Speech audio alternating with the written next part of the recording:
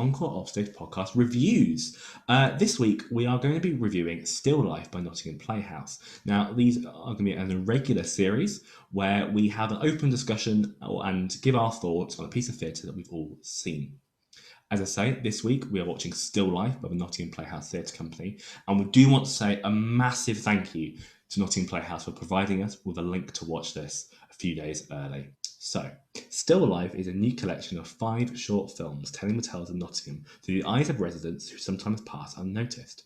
Conceived and commissioned by Nottingham Playhouse, Still Life has paired writers with a member of Nottingham's communities to help them create a piece that shed light on a previously unexplored story. Now, if you would like to check out Still Life yourself, the link to tickets will be in the description down below. You can purchase a general on-demand rental for 5 days, which will be available from Friday the 7th of May 2021 up until June 17th, 2021. We highly recommend that you go and check this piece out. So let's dive into the review and discussion with Adam and Lucy. Again, a massive thank you to Nottingham Playhouse for providing us a link to watch Still Life. Shall we just quickly mention our overall sort of initial thoughts? Anyone want to kick us off? I thought it was nice to see something from the Playhouse. It was lovely. I mean, to say that we've had this for over a year. Apologies, the dog's in the background. To say we've had this sort of thing for a year, and then to have this, it was lovely to see.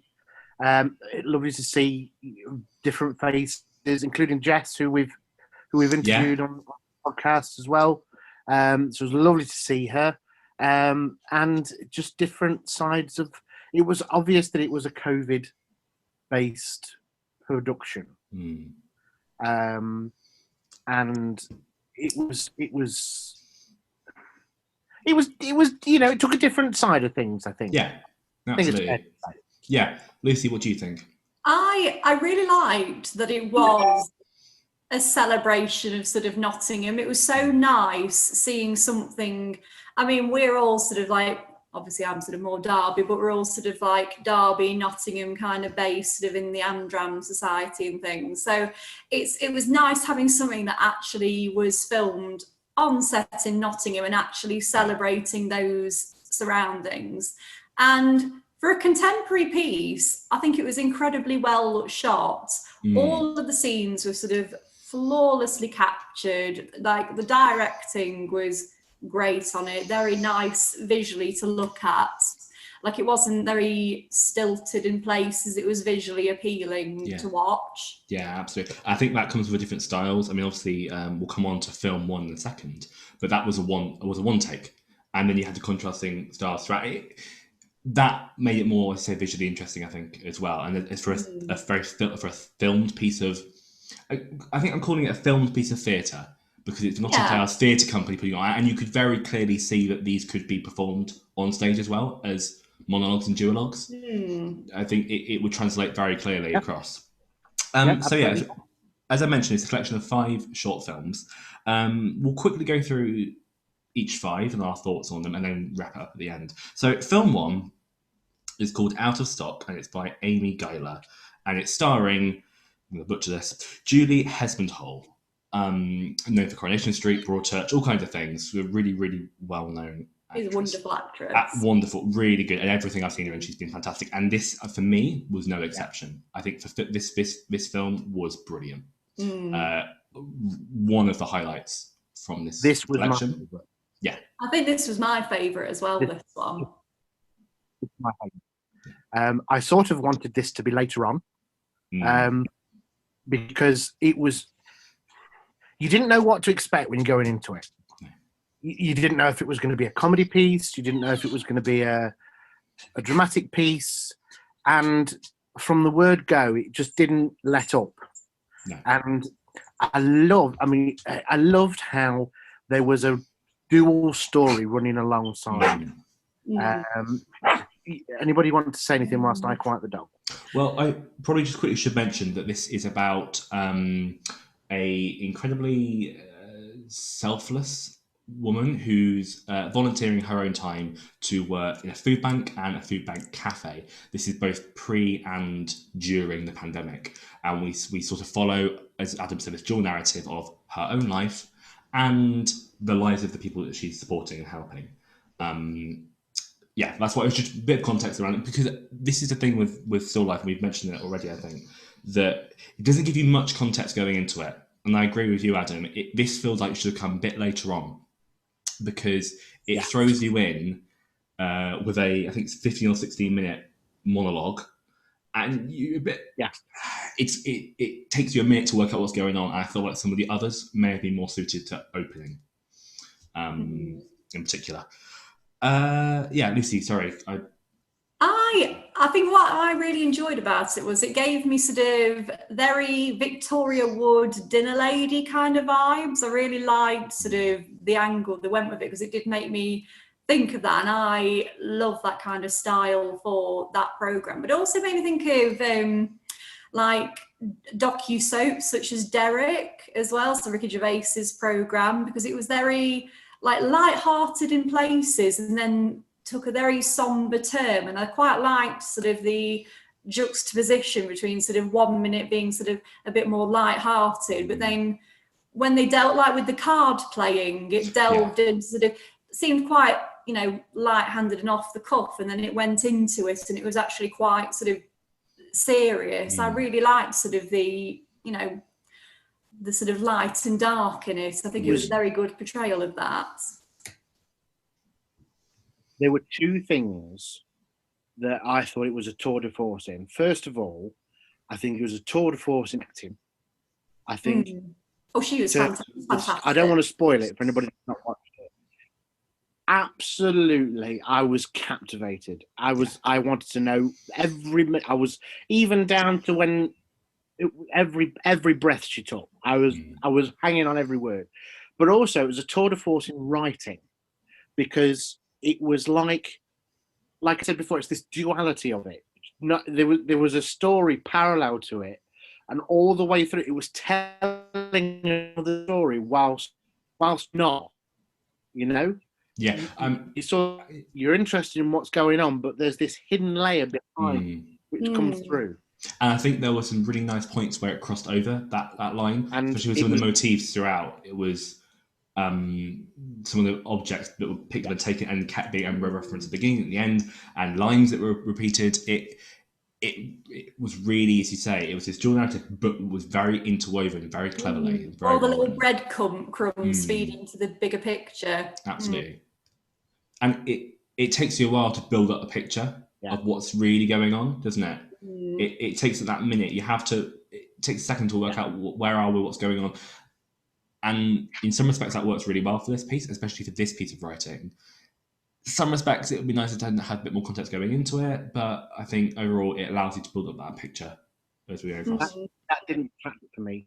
That didn't detract for me at all. I was happy to be dropped into it, because let's face it, most shows that you've been to, you don't know what's going on. You just dropped into it, and I just went along with it.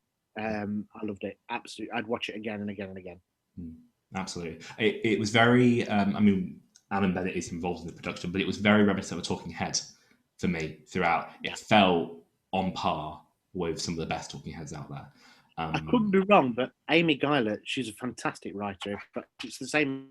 I think she's done stuff for the BBC. Also, if it's the same Amy Guyler that I think it is. Yeah. It is. But yes, you absolutely. Yeah. If you don't watch anything else in this, watch this one. I would say. It's the longest of the films, and the fact that it's a one-take monologue, I mean, it's just a testament to everybody involved in that production. It's just there was so much happening the whole way through. I'm astounded they did it in one take, to be honest, because it was flawless. Yeah, flawless. The only thing I would say from a technical point of view, I have one little quote. Did anyone else notice the sound was off? It went off on one point, like it went very sort of sounded like it was in a room, and then there was one point where it went a bit subdued, and then it went back up again to the background pitch. We found that quite a bit, and I watched this one twice. I watched it first on a laptop and then moved to a television on the TV. It was a bit more noticeable, the audio levels. It felt a bit all over the place. I don't know, maybe it was the room or the acoustics or something, but it felt a little bit weird at points. just and actually drew us out of it a couple of times. I watched this with my family, and they went, "Oh, can you a couple of lines we lost here and there, not because of performance, but because of the sound." You mention it, I remember it, but it didn't detract it from it for me. So I loved this one. Yeah, this was stunning. As I say, I think this makes it worthwhile. The whole thing. This was brilliant. Yeah. Okay, we'll come on now into film 2, which is Handle with Care by Olu Akinleye, and it's starring Carl Hines and Connor Glean, if I can get my words out.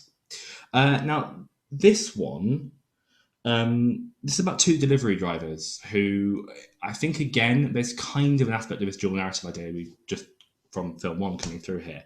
We've got the life of a delivery driver in lockdown, in COVID times.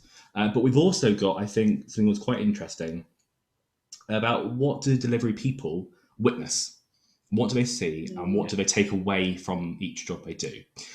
Without wanting to spoil anything, because we've got to be very careful on spoilers with this, it's about these 2 delivery drivers who have dropped off something at a house, have in Bulwell, have seen something that rings alarm bells, and are deciding whether or not they should act on it. Yeah. And that was I thought that was a really interesting concept that I haven't seen before. It was different.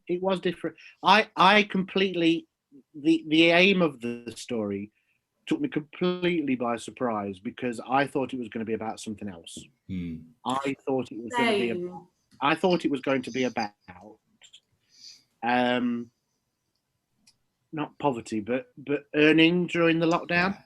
And the value of money during the lockdown, because the way the shots were set up, it was the whole, like, one of them's got a packed lunch, the other one goes to the supermarket and he buys his lunch, he's got a phone, and it's like, that's what I thought it would be about. No, I agree. I hadn't seen that until I'm now thinking back towards it, and even the phone itself was a very high end, expensive phone, and you see again the meal deal, and I hadn't seen that before.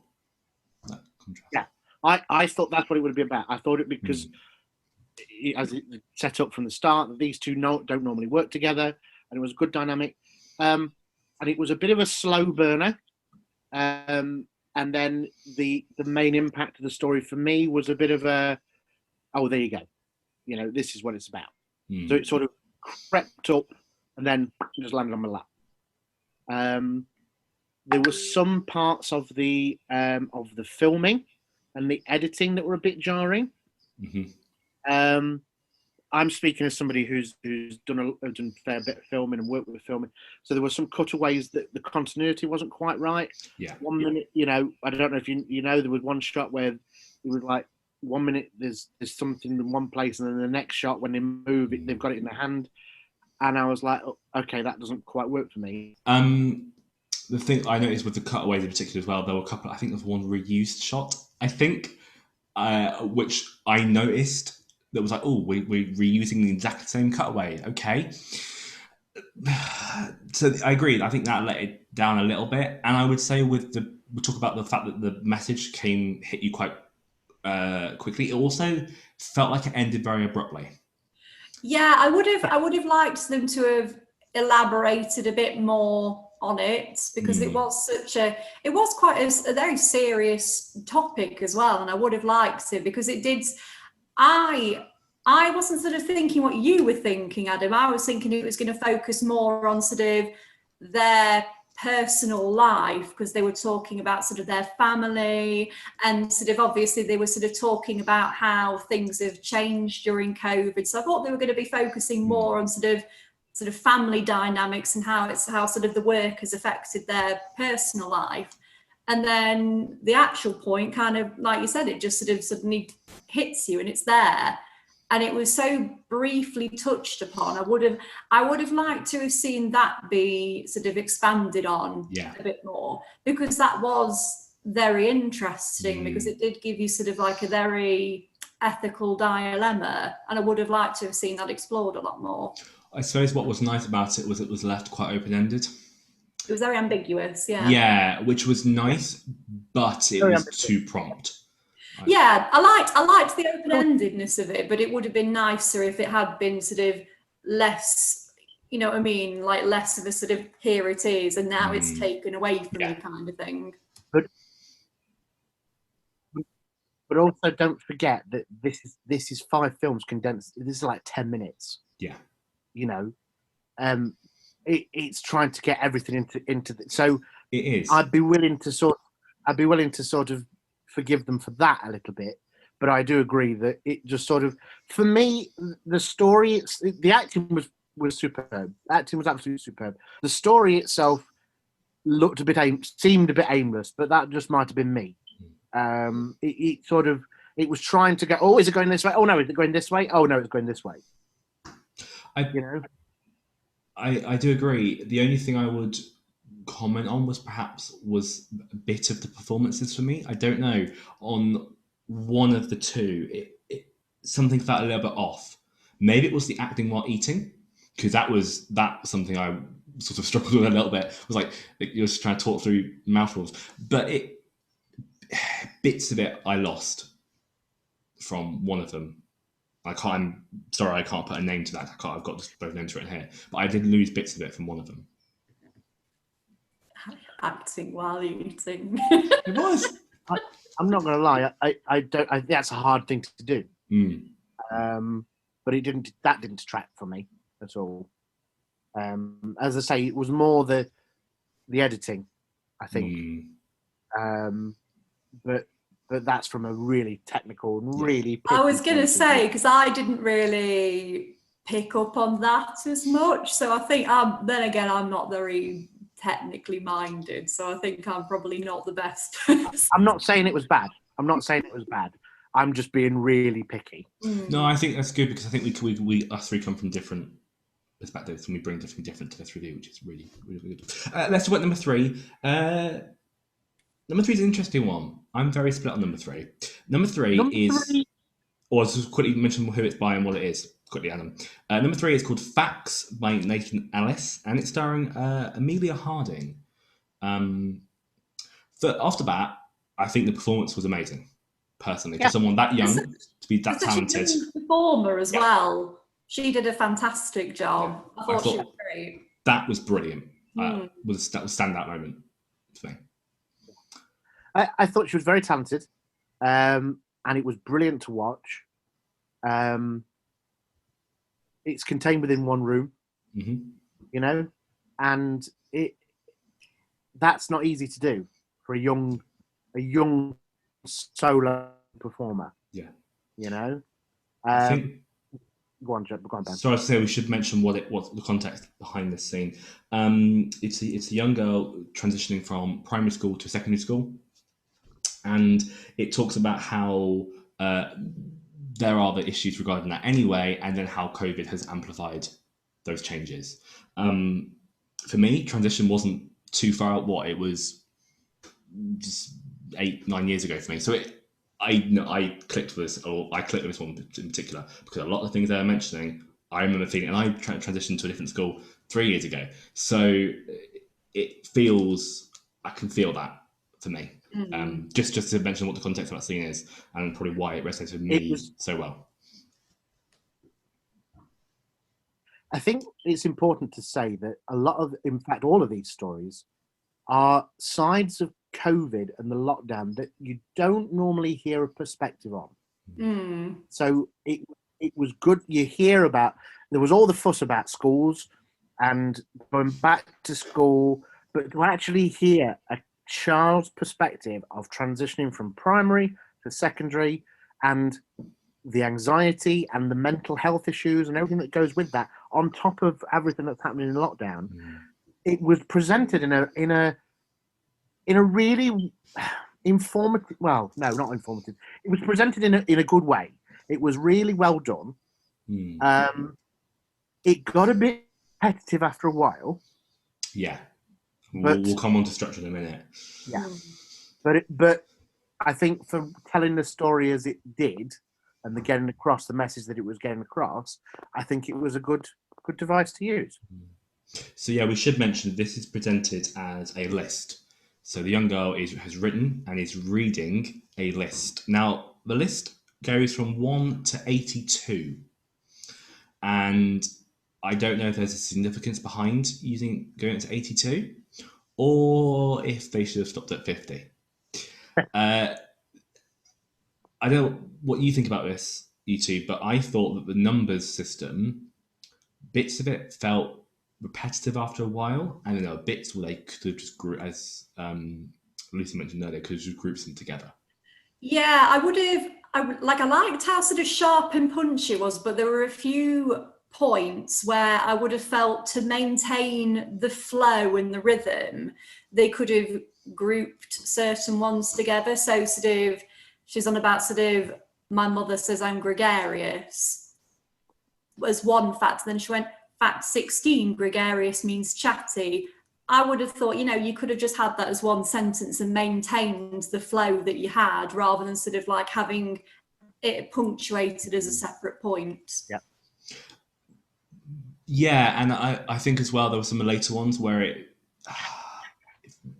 whatever number it was just the word so. Yeah, I think that was like number 62. So yeah.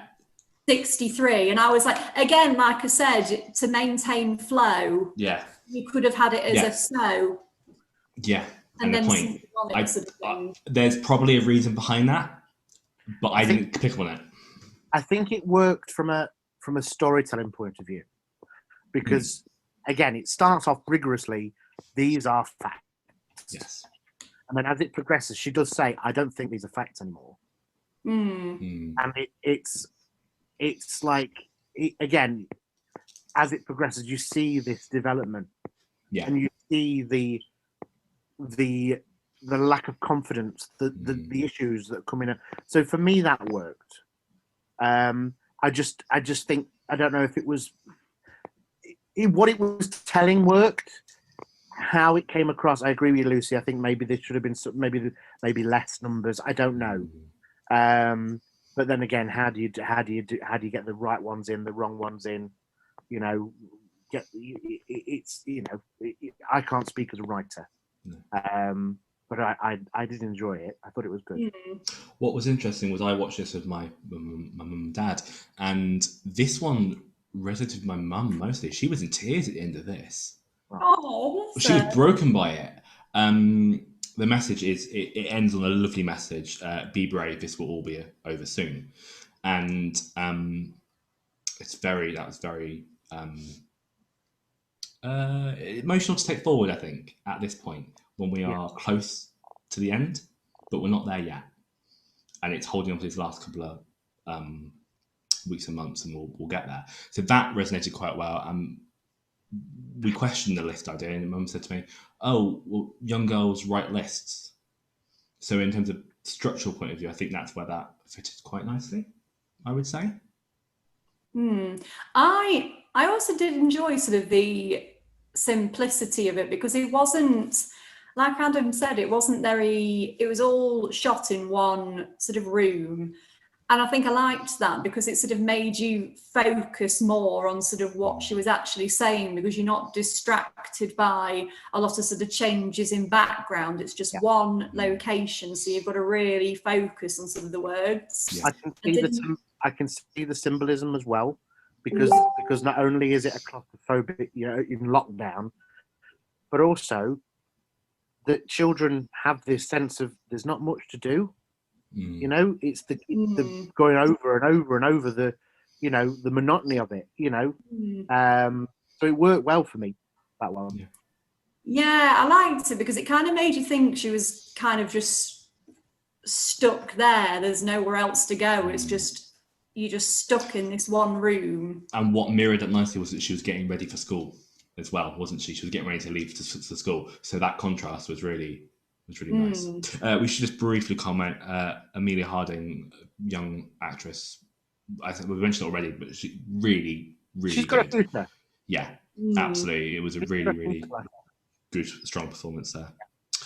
Okay, let's come on to film 4, which is Pimp My Ride by Imtiaz Hussain, starring Esh Alidi and Jessica Temple, who is, of course, a friend of the podcast. And we actually interviewed Jess in Series 1, Episode 6. And having not known she was involved, yeah, it was nice. You know, it was like, oh, it's Jess. Hey, yeah. It was. It was nice seeing not only a familiar face, but also because she is like a Midlands girl. It was nice having an actual local actress in it. Yeah, and we should say our interview with Jess you can watch on the card, which will be that way. I think in that corner there, you can find a link to our interview with Jess last year. Actually, God, it was a long time ago. I think this was probably obviously sort of the Out of Stock was my favourite, but I think this was probably my second favourite of the two, because I really enjoyed I liked the flow and the dynamic between the two of them, because it felt like an actual conversation. I think the two actors had a really good sort of like, you know, conversation. It felt like watching an actual conversation. It was nice to see something a bit light-hearted as well. Because in the mix of all these, you were like, "Oh, okay, this is going to be a funny one." It sets it up straight from the beginning, and you're just like, "Okay, yeah." So it was good to see. We should mention the context of this scene. This is references an Uber driver, but also taxi driver, taking a young student to somewhere. Where? We don't know, and we do find that out later on. And it's a main plot point. This is probably my least favourite. Really? Yeah. This is my least favourite. Yeah. There was just, I don't know, I felt myself, I don't know, it didn't grab me straight away. I drifted off throughout. When without any spoilers, when the car stopped, I was engaged again, and that whole conversation I thought was really interesting, quite good. But before that, I switched off. See, I liked it because first of all, straight off the bat, they referenced sort of a key news article from sort of Nottingham. They referenced a very key thing that had gone on in sort of like local newspapers. So I liked the fact that they sort of, you know, fed in sort of real life and brought it into sort of a conversation. Because I know sort of personally that a lot of us had about this same particular incident, had conversations about it and discussions around it. So I thought it was really interesting how they fed sort of like actual real news into sort of a theatrical piece and worked around it. And like you said though, Ben, I really liked the fact that you did sort of have this sort of light-hearted sort of build-up, and then when it got to the point where the car stopped and it was the serious point, like it threw me. I liked the fact that it did such a 180. You sort of like, oh, this is really nice, and then like, oh, this has got very serious. I really enjoyed sort of the switch and sort of, because it instantly felt tense. What was good? It did. Sorry. Go on, Ben. Sorry. I was just going to say, picking on what Lucy said, with the writing for me, it was the generation. I did enjoy the generational views and how you've got an older person speaking to a younger person, and how, as a student, you can feel that the older generations have that one set viewpoint. And that was nice. The way they were started to look at breaking that was interesting. And again, it's like I mentioned earlier, you've got this side viewpoint of a group that's not been heard from much. They're given it, it's hard with, you've got students, and you've also got taxi drivers who have struggled throughout this pandemic and everything. Yeah. And you've got both sides there, and they're both talking to each other. And again, without spoiling it's wonderful, and to see, it was funny, it was entertaining, but yeah, like you say, all of a sudden you're like, okay, this is getting serious now. What's going to happen? But no, it was. I liked it. And again, it was so nice having all these familiar locations on film as well. It was so nice being able to see and enjoy that and actually recognise where it's being shot. Yeah. Lovely to see. I think, and as well, I would say both performances were very, very strong in this, actually. But yeah, I think out of the 5 for me, it still falls to the bottom of the group. You made me feel bad about it now. No, this is the thing of a review. It's your opinion. Okay, let's come on to the last one, which I don't want to spend too long on because I don't want to give anything away. We'll be very tight-lipped about this. This is Muriel by Alan Bennett, starring Frances Dillator with a small cameo by Adrian Scarborough. Now, this for me was brilliant. It was absolutely brilliant. I loved this, and It was. I just love Frances Dillator. She can do no wrong in my eyes. We can't really give any context to this scene. We can't tell you what it's about. We can't tell you that because you just need to go and watch it. I will say, I think it was in the wrong place in the whole series. I think maybe that and the first film should have swapped places. Yes, I fully agree with that. Absolutely. And then you're still keeping the bookending. You've got the 2 incredibly famous actresses bookending the piece still, which I think was a deliberate conscious choice. But I do agree they should have been swapped over because you would have started with the brilliance of Alan Bennett, and I can't say any more than that, with the very emotional, somewhat heartbreaking out of stock at the end. I agree with that fully. If they just swapped that around, I'd have been in tears at the end. I genuinely, because I'd have had the whole thing all the way through. Yeah. And that would have finished it off for me. I mean, I was close enough to watch it in the first place. Yeah. But I'd have been in absolute bits. I mean, I watched this at work in my lunch break. I'd have been surrounded by co-workers who were like, "What the hell are you crying at?" but you know, it was again, Frances Dillator. She's fantastic, and you can't say anything about it without spoiling it. So, and I thought it was just the right length. You thought it was going to go on for ages, and it was just the right length. It was perfect. It was, but maybe in sort of the reason it ended was because it was a more hopeful note. Maybe that's why. Yeah. I can't say any more than that. It's really hard to say anything. But there was that hopefulness, that specific mention to something that that's really helpful. That specific mention to something, but that gives hope for the future. I can't say more than that. I think I liked how short and sweet it was, to be quite honest. But yeah, I agree. I would have preferred it sort of to kick everything off, rather than sort of finish it. And we should mention that Alan Bennett has written this especially for this collection, which was, I think, is pretty cool actually, because it totally new work. It was brilliant. Yeah, it did make me laugh, this one. Yeah. Which sounds really weird. Well, it did, and it came out, and it came so much out the blue that my dad, who hadn't been paying attention very much, because he switched off by that point, went, "Wait, is that what just happened? Can we watch it again?"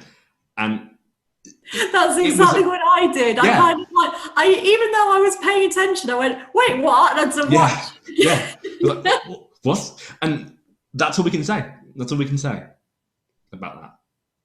Okay. And before we wrap up totally, let's give a quick shout out to the music and the original composition that featured in between the films. Thought it was really good. Thought it suited the job well. What did you think? Yeah, it was a very lovely little composed piece. And like you said, it did the job well. It was a nice little sort of interlude piece in between sort of the separate stories. I really enjoyed it. Yeah. I think they'd be pleased with what they've made.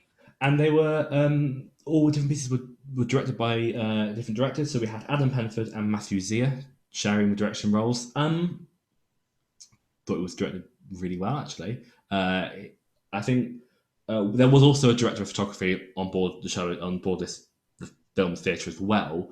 But I think working together, I think every shot there was a sort of a reason behind it. It felt very grounded, very determined, and yeah, I think the direction as a whole was great. I mean, he certainly both of them brought their best out of their actors, I think. So yeah, absolutely.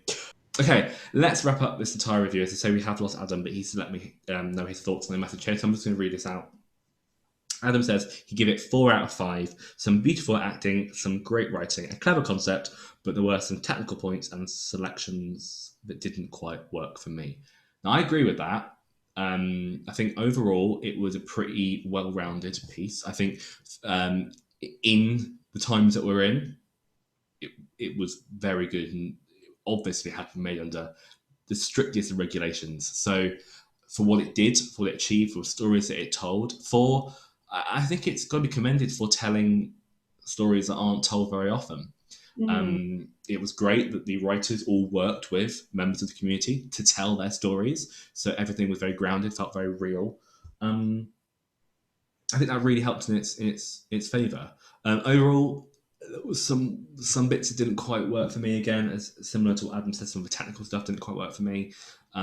Some of the writing felt a little bit janky in places, but overall, I think it was a good piece of digital theatre. So I personally would give it a 3 out of 5. Lucy, what are your final thoughts? I think I'm going to have to agree with you, Ben. I think sort of 3.5 from me, because I think sort of the direction, it was beautifully shot. I loved sort of the visuals in it. All the actors were very strong in it. I think some of the writing in some of them could have been improved. So a little bit more context for some, a little bit more sort of flow in others. But overall, loved sort of the focus on locality. I think that really did work in its favour. It offered a fresh perspective on sort of the whole Corona situation that we're in. I really enjoyed that. I think there is sort of room for improvement in areas, but a very strong theatrical piece overall. I would say still check it out. Still go and watch it. Go and make your own mind up about it. There'll be a link to tickets in the description down below. I believe it's £10 to go and stream now. I think you can stream it between now and early June. Overall then, when we add up all our scores and take an average, our average rating from the Encore Offstage podcast is 3.5 stars out of 5. Which I think is quite a fair reflection on the piece. But when you break it down, there are some films that you give it 5 stars to. Specifically, highlights for me, Out of Stock and Muriel were brilliant. I think overall it was a good, well-rounded piece of theatre. Okay, and we should say again a massive thank you to Nottingham Playhouse for providing us with a link to watch Still Life. Remember, you can stream it from now until June 17th, 2021. You can get a general on-demand rental for 5 days for just £10, and that's from the Nottingham Playhouse website. We'll put a link to tickets in our description down below. Show your local theatre some love and support. Absolutely. We should say thank you so much again for you guys for listening and watching this review of Still Life by Nottingham Playhouse Theatre Company. If you like what we do and you'd like to follow us more, you can follow us on Instagram, Facebook and Twitter at Encore Offstage Pod. We also have a Patreon, which you can find a link to that in the description down below. Don't worry, even though this episode is coming out on Friday, there will still be a normal episode of the podcast this Sunday for your viewing pleasure. And hopefully we'll have more reviews as more theatre starts to happen coming out here and there. Again, if you'd like us to come and review your show, you can get in touch with us by emailing us at encoreoffstagepod@gmail.com. Again, massive thanks to Nottingham Playhouse for providing us with a link to watch Still Life. Again, you can find the link to tickets in the description down below. Thank you so much for listening and watching, and we'll see you all next week. Bye-bye, everyone. Take care, all.